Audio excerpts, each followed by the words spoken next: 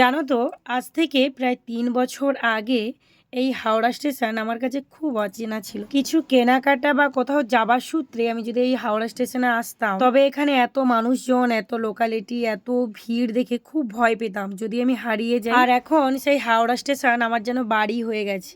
এখান দিয়েই আমার সমস্ত কর্মের পথ। তবে তোমাদের দাদা ভাইয়ের হাত ধরেই কিন্তু আমার এই হাওড়া স্টেশন দেখা, বা হাওড়া বলো কলকাতা বলো, চারিদিকটাই আমার ওর সূত্রে বেশিরভাগটা জানাশোনা। চলো আজকে একটু হাওড়া স্টেশনটা তোমাদেরকে ঘুরিয়ে ঘুরিয়ে দেখাই, তবে যদি তোমাদের একটু হলেও হেল্প হয়। হাওড়া স্টেশনে মোট 1 থেকে 23টি প্ল্যাটফর্ম। এখন আমি 1 নম্বর গেটের কাছ থেকে চলে এসেছি আন্ডারগ্রাউন্ড। এখান থেকে কিন্তু বাস স্ট্যান্ডকেই সোজা, মানে তাড়াতাড়ি যাওয়া যায়, বা এখানে অনেকগুলো গেট আছে।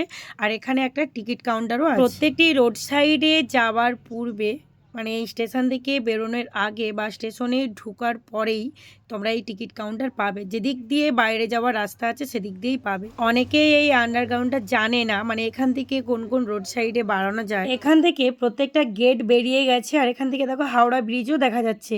কলকাতা যাওয়ার দিকে বা শিয়ালদহ যাওয়ার দিকে যতগুলো বাস যায় ওদিকে অনেক রোড সাইড, তো এই গেটগুলো দিয়ে ডিরেক্টলি সেই বাসগুলো ধরা যায়। চলো আবার আমি প্ল্যাটফর্মের মধ্যে চলে এসেছি। এখানে দেখতে পাচ্ছ টেবিল চার্টগুলোও দেওয়া আছে। দেখো অনেকেই আসো, অনেকেই ভাবে এগুলো তো আমাদের জানাশোনা, তবে অনেকেই জানে না, বিশেষ করে আমার মতো মেয়েরা অনেকেই জানে। তবে আরো একটি কথা বলে রাখি, এখানে স্টেশনে যদি থাকে রাত্রের জন্য, তার জন্য কিন্তু টিকিট কাটতে হয়।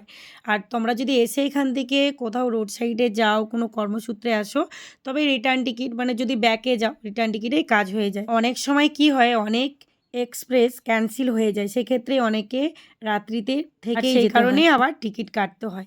তো দেখো দুটো রোড সাইড বেরিয়ে গেছে, মানে যারা এই যে গাড়ির মাধ্যমে পেশেন্টকে নিয়ে আসে, যারা স্বাভাবিক চলাফেরা করতে পারে না, শারীরিক অসুস্থ থাকে, তারা কিন্তু এই রোড সাইডে ডিরেক্টলি বেরিয়ে যায়।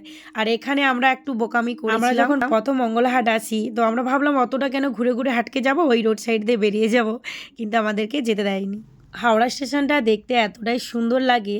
চলো এই দিক দিয়ে এবার বেরোনোর রাস্তাটা দেখাচ্ছি। মানে এই রোড সাইডটা দিয়েও কিন্তু এই ব্রিজের কাছে যাওয়া যায়, হাওড়া ব্রিজের কাছে। আর যেদিক দিয়ে সুবিধা হয় সেদিক দিয়েই যায়।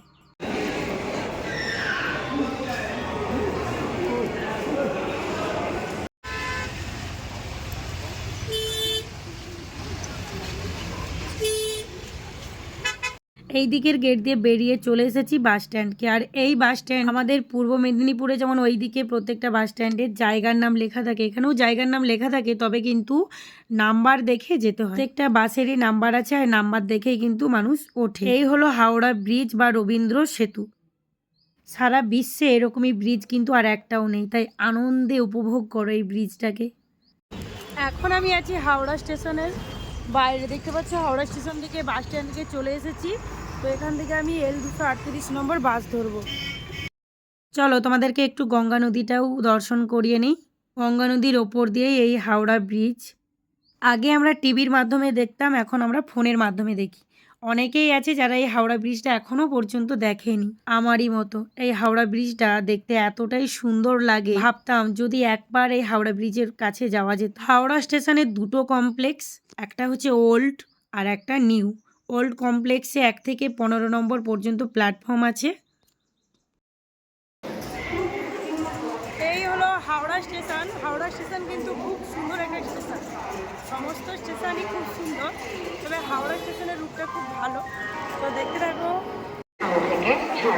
1 নম্বর থেকে 10 নম্বর এদিকে রোড সাইড, আর 10 নম্বর থেকে 23 নম্বর আমাদের ওদিকে। হাওড়া থেকে আমাদের পূর্ব মেদিনীপুর বা পশ্চিম মেদিনীপুরের এদিকে যেমন প্রথমে পড়বে আমতা। আর আমতা যদি তোমরা ট্রেনে উঠে যাও, তোমরা অন্য রোড সাইডকে চলে যাবে সাঁতরাগাছির পর। আমতার পর আমাদের এদিকে আছে পাঁশকুড়া, হলদিয়া, মেদিনীপুর জংশন। আর আমাদের এদিকটায় যদি দিয়ে দেয় নিউ কমপ্লেক্সে, তবে এইভাবে ছুটে ছুটে গিয়ে ট্রেন ধরতে। ওল্ড কমপ্লেক্স থেকে নিউ কমপ্লেক্সে যাওয়ার পথেই কিন্তু পড়বে মেট্রো। এখন মেট্রোতে অনেকগুলো কিন্তু প্ল্যাটফর্ম হয়ে গেছে, তো আমাদের ট্রেন দিয়ে দিয়েছে নিউ কমপ্লেক্সে, তার জন্য আমরা নিউ কমপ্লেক্সের পথেই যাচ্ছি। আর এই কারণেই তোমাদের দিদিভাইয়ের অনেক কষ্ট হয়, যখন আমি অনেক কিছু ড্রেস কালেক্ট করে নিই, যখন এই ওল্ড কমপ্লেক্স থেকে নিউ কমপ্লেক্সে দিয়ে দেয়, অতটা আসতে মাথায় করে নিয়ে সত্যি প্রচুর কষ্ট হয়। আর এই হলো নিউ কমপ্লেক্স। আর তোমরা হয়তো ভাবছো যে আমি ওল্ড কমপ্লেক্সেই থেকে যাব।